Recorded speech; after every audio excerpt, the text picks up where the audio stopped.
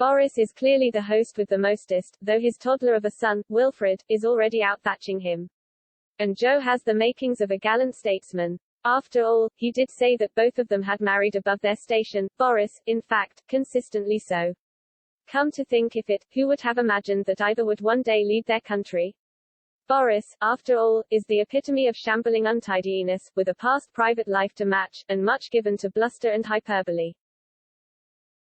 President Biden is testimony to perseverance, having twice been rejected by the American voters before persuading him it's never too late at 78, even if your memory is not entirely reliable. Join the club. We should not make too much of Mr. Biden's aging brain cells. Margaret Thatcher in her prime didn't know she was in Indonesia during one of her intensive tours which took in 3 nations that day. Whatever their curiosity value among political leaders, I reckon that in one weekend in sunny Cornwall Boris and Joe have made their names. They will go down in history as facing up at last to the renewed and intensified communist threat from Beijing and Moscow. Better still, Mr. Biden went on to Geneva for a face-to-face meeting with Vladimir Putin. He did so against the background of a renewed commitment to NATO and as a G7 defender of freedom, democracy, rule of law, equality of opportunity and basic human rights.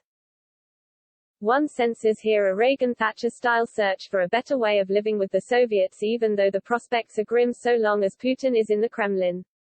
No glasnost or perestroika while he is around.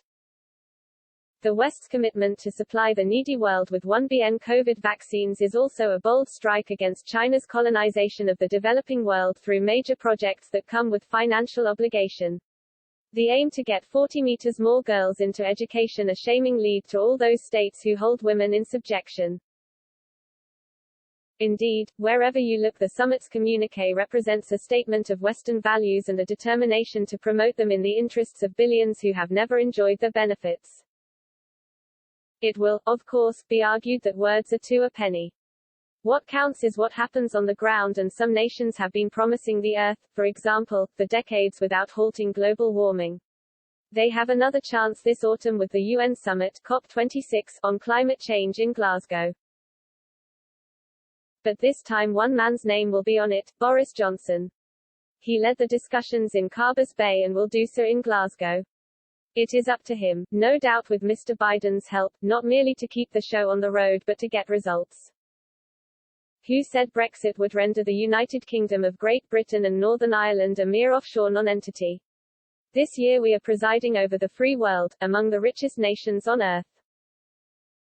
It is, of course, true that Emmanuel Macron, the French president, is somewhat deficient in his knowledge of European geography in seeing a fundamental difference between Belfast and Toulouse as parts of 2 national entities. But worst of all, Macron advertised in Cornwall his appalling small-minded pettiness while his colleagues from Germany, Italy, Canada and Japan applied themselves to the task of Western regeneration. This silly man is becoming a laughingstock in his desperation to salvage his presidency from his incompetence. Even the German CDU candidate in the race to succeed Angela Merkel acknowledges Germany's need to pay more towards NATO's upkeep while Macron rabbits on about an EU army.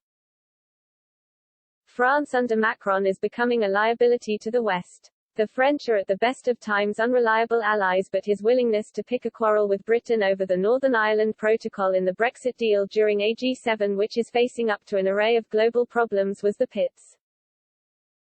He was about the only consolation for Putin and Xi Jinping over the entire weekend.